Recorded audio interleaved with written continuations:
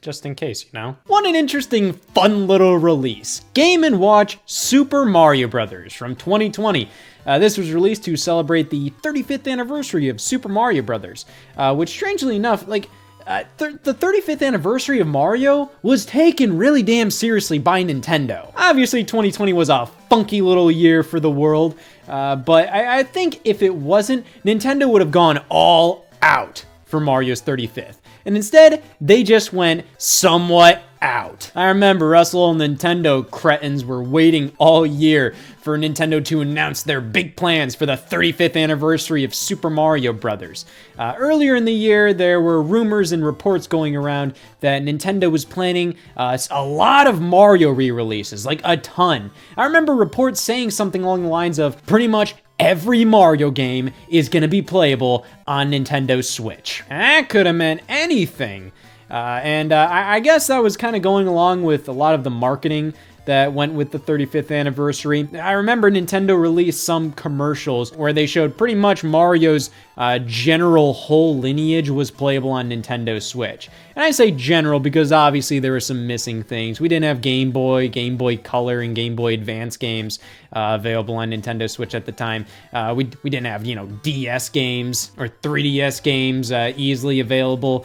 Mario Galaxy 2 wasn't on Switch, 3D Land, 64 DS, like a lot of Mario's history wasn't there, but I think like the core big boy points were playable. But that was all because they announced things like Mario 3D All-Stars and Mario 3D World plus Bowser's Fury. They also announced things like Super Mario Bros. 35 in this big Mario 35th anniversary direct. This was a really cool thing to wake up to, and they genuinely had a ton of announcements, with this being one of them. A special Game & Watch unit dedicated to playing the original Super Mario Bros. This launched that holiday season for $50. Which is a little up there, especially when this thing is pretty much just for playing Super Mario Brothers. But there's a bit more to it, and I just think this is really cool. So the packaging is really reminiscent of something like Game & Watch Ball's packaging. And it says color screen here because there were Game & Watches that were a part of the color screen series. So, of course, this is another one of them 20, 30, 40 years later. And we have all these Mario sprites and everything, but these are just overlays, as when we take this off, this is for Game & Watch Ball. And yeah, for some reason, Nintendo also included the game Game & Watch Ball, which was the first Game & Watch game. This was also re-released via Club Nintendo, which is really cool. But this one included with the Game & Watch Super Mario Bros. Edition has Mario in it. So, you know, that makes it worthwhile for somebody like me. I can't get enough of this 35-year-old On the back, it shows all the functions of Game & Watch Super Mario Bros. We can play, Super Mario Bros. Super Mario Bros. The Lost Levels. That's not a feature. That belongs in the complaint department. Ball and time. Of course, because this is a color screen, this is a standard like LCD screen, this is a pretty standard display, modern display, Game & Watch Ball isn't like that monochromatic LCD Game & Watch display we're all used to. It's digital. Boo. Opening it up, the flap says, "Special thanks to you," which is similar to what the Game & Watch Ball unit said. And yeah, we get a funny little USB-C cable. Like, it's so tiny. So yeah, this is a rechargeable unit, unlike other Game & Watch games, which use standard watch-size batteries. And yeah, a pretty basic user manual, nothing special. What really matters here is the unit itself. It's genuinely really beautiful. This is such a nice piece. We turn it on there. I don't know what I expected. So yeah, being a Game & Watch unit, we have the watch functionality. And we can shift through all these different Mario locales. Nintendo specifically said there were 35 little secrets to this unit. And that pretty much just equated to different animations and different just things happening on the watch face. The pause button also doubles as a set functionality, and we can adjust the volume, adjust the brightness, set the time, but we're all about the games. Here we have Super Mario Brothers. Oh man, what's this? Pretty interesting to see the copyright logo go from 1985 to 2020, meaning this is a very slightly different build of the game. I mean, I know for a fact it just starts you off saying 1-player game or 2-player game, and we can do 2-player game just because it alternates. I don't really think there is a way to connect this to another Game & Watch unit. So playing Super Mario Brothers on this Game & Watch is pretty much identical to playing Super Mario Brothers anywhere else. It feels good, and that's partly due to the fact that the controls on here feel pretty damn nice. Specifically the D-pad. I mean, this is like an old school Nintendo D-pad, and it just feels very precise.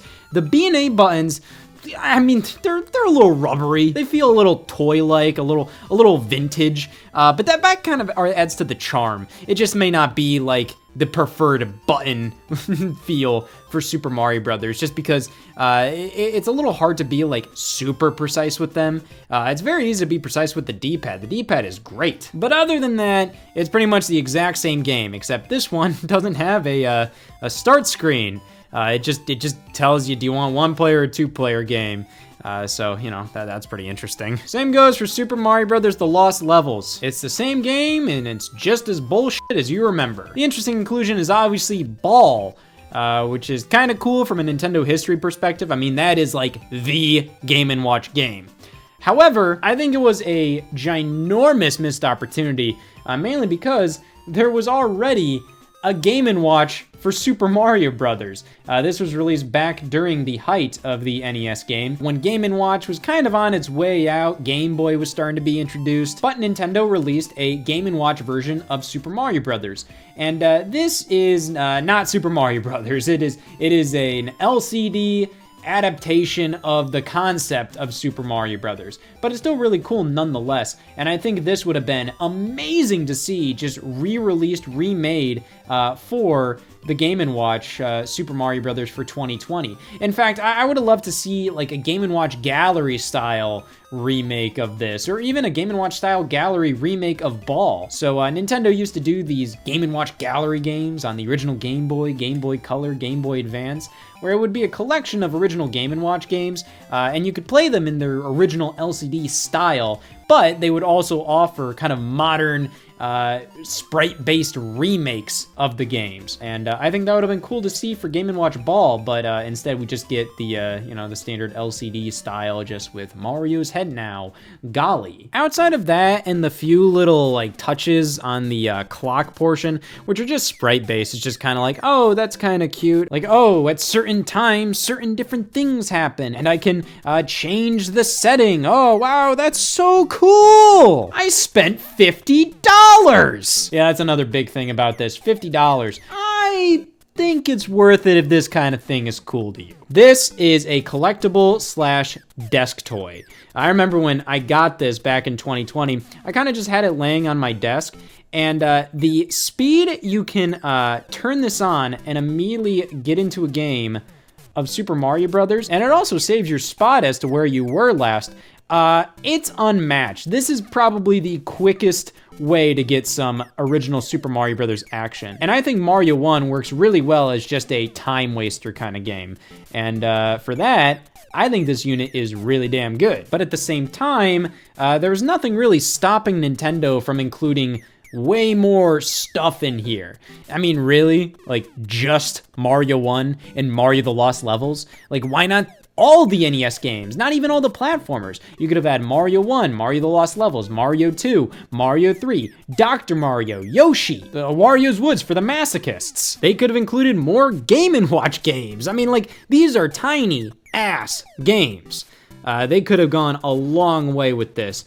Specifically, I mean, like, I think at the very least, they should have included the original Game & Watch Super Mario Brothers game. But for $50, I mean, the quality here is genuinely unmatched. This is a super premium feeling device. I mean, all the Game & Watch units felt really, really high quality. I mean, this one's a little dinged up, but it's still really damn nice. Game & Watch just has this, like, really premium feel to it. It just feels like these have this class to them that you'd find on like an actual like really nice watch. It's really funny how premium these feel, but that's a part of the Game & Watch style. And on top of that, the emulation of the games themselves is really top notch. This is kind of Nintendo taking a crack at the cheap handheld games you could find in the video game department around this time. There was like that retro bit one. There would always be like the Sega At Games ones or the Namco At Games, Atari Portable, whatever. And much like the NES Classic Edition, this was kind of Nintendo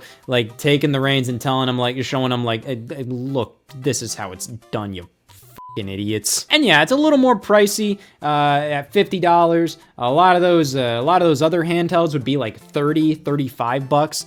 To be fair, they all included like dozens, maybe even hundreds of games. But this really includes like the game, you know, like all those games combined.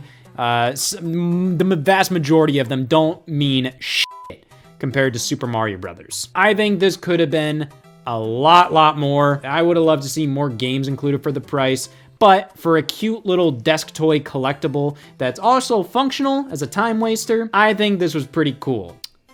But Nintendo themselves devalued the hell out of it. Just 1 year later, we got the Legend of Zelda Game & Watch. Pretty much the exact same setup right here. Like genuinely, like pretty much everything is basically the same. I mean, even down to the special little Easter egg here. Special thanks to you. It's the same thing. But they definitely went a lot more heavy with this version than the Mario one. I actually have the Game & Watch out of the box, but you even get this cool little display, cardboard display here that you can actually set up to, you know, hold this unit on a shelf. And even if you're not gonna do it, just the packaging here is so nice. Just it's a really meaty cardboard container. We can also get My Nintendo points for this thing, and the user guide is a little thicker. This was released for the 35th anniversary of The Legend of Zelda, which was pretty much the only thing they released for the 35th anniversary of Zelda. 2021, yeah, we got Skyward Sword HD. That was pretty cool. But that wasn't really for the anniversary. That was just kind of because, you know, they released it when they released it. We got a Tears of the Kingdom trailer, like the first major look at gameplay during E3. But before they showed that off, Eiji Aonuma at that E3 event pretty much said like, hey, and we're working on this, the Zelda Game & Watch. This is it. They pretty much said right there, like, this is all we're doing for the 35th anniversary of Zelda. And it's pretty strange. I think a lot of people were expecting Wind Waker and Twilight Princess HD from the Wii U to come over to Switch. But to be fair, they were just doing Skyward Sword. So I think that would have undermined that game releasing significantly. You know, like, why would you buy that when you could buy Wind Waker or Twilight Princess? Or, like, I feel like people would be overwhelmed with the amount of Zelda games on the shelf. I think Nintendo is very deliberate with the Zelda games they decide to release when they release them. So I guess this is all they really felt comfortable with releasing for the anniversary of Zelda. What Nintendo decides to do on certain anniversaries always perplexes me. So the 25th anniversary of Mario, all we really got was like Super Mario All-Stars on the Wii, but then the 25th anniversary of Zelda was pretty nuts. I mean, like, we got like Skyward Sword, 4 swords on DSiWare, the gold Wii remote, the Zelda Symphony, the Ocarina of Time 3D. Like, it was just non-stop stuff. And then the 30th anniversary of Mario, we got Mario Maker. That was pretty much it. 30th anniversary of Zelda. Oh, they released a Skyward Sword on the Wii U Virtual Console, and they also put out some amiibo. I think that was it. Oh, Twilight Princess HD, earlier in the year. It's really random what they decide to do. In 35th anniversary of Mario, they were going all out. I don't know why. 35th anniversary, yeah, sure, they go all out. 35th anniversary of Zelda, this is pretty much it. And yeah, pretty much same deal as the Mario one, though this one has a bit of extra detail. We have a Triforce on the back, and it actually lights up when we turn the system on here. So they kind of made it so that the screen brightness kind of bleeds through the back and kind of illuminates the Triforce, which is pretty cool. The clock setup is pretty much the exact same thing as the Mario one, but this one based on Zelda 1. But there's way more features in this one. This was $50 as well, and it feels like they kind of listened to a lot of the complaints with the Mario Game & Watch, and this one includes a bunch more features and also games. If we go to the game here, we can actually get a timer right here based on Zelda 2. And this is really cute. It feels so well done, very well made with great animations,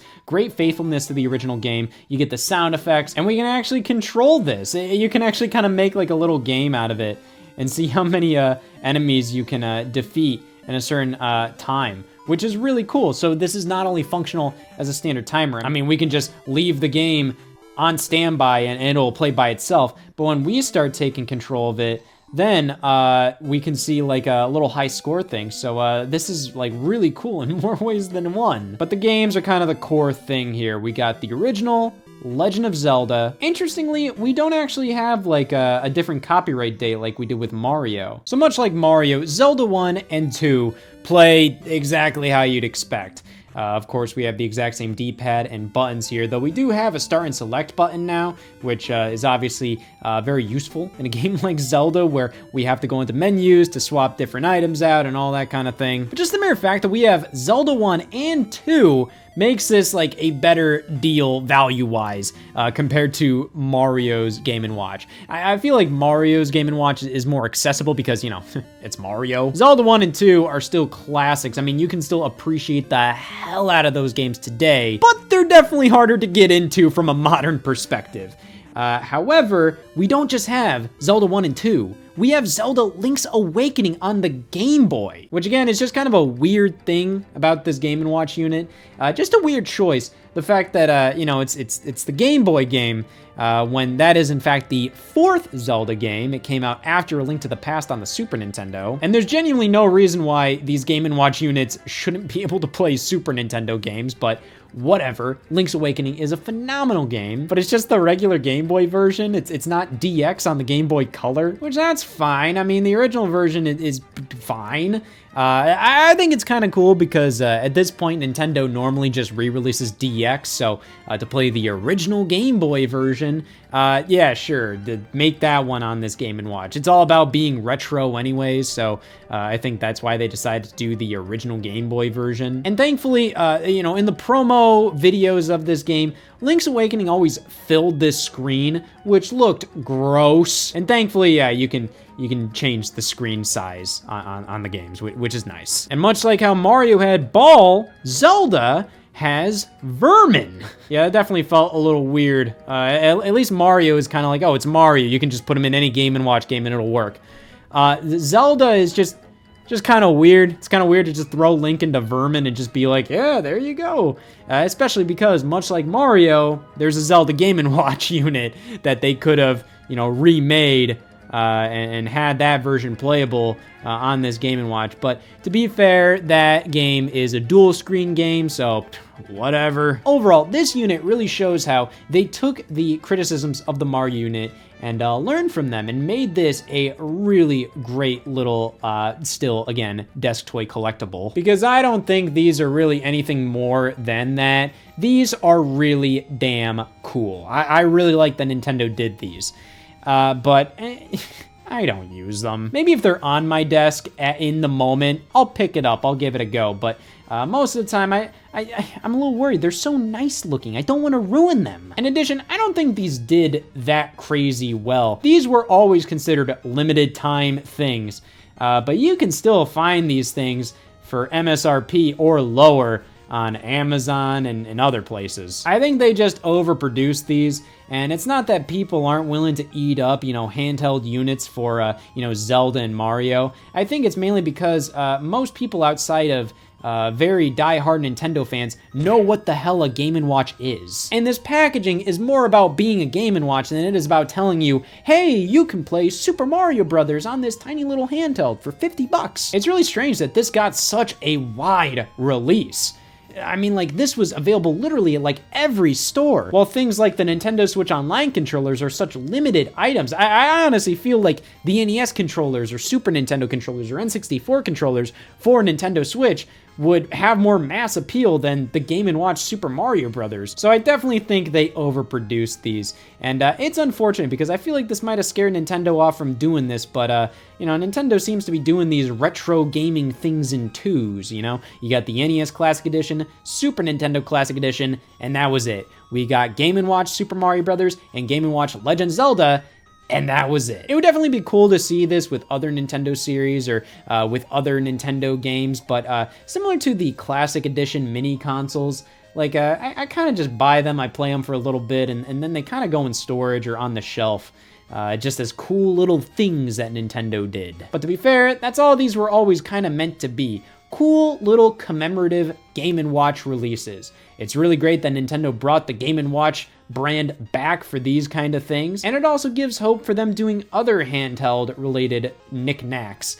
You know, back when the Super Nintendo Classic Edition was really hot, I remember the idea of them doing like a Game Boy Classic. That was really damn cool. And these showed that that was definitely a possibility. Nintendo can make $50 handhelds these days with good screens, pretty good battery life with USB-C for recharging. I would love to see them do more stuff like this. It doesn't necessarily have to be Game & Watch style, but just unique little handheld doodads that can play these old classic games. I think there's definitely a huge market for that. I just think the problem is, like I said, most people don't know what the hell a Game & Watch is these days. So thank you so much, Nintendo, for releasing these things I spent $50 on and barely played.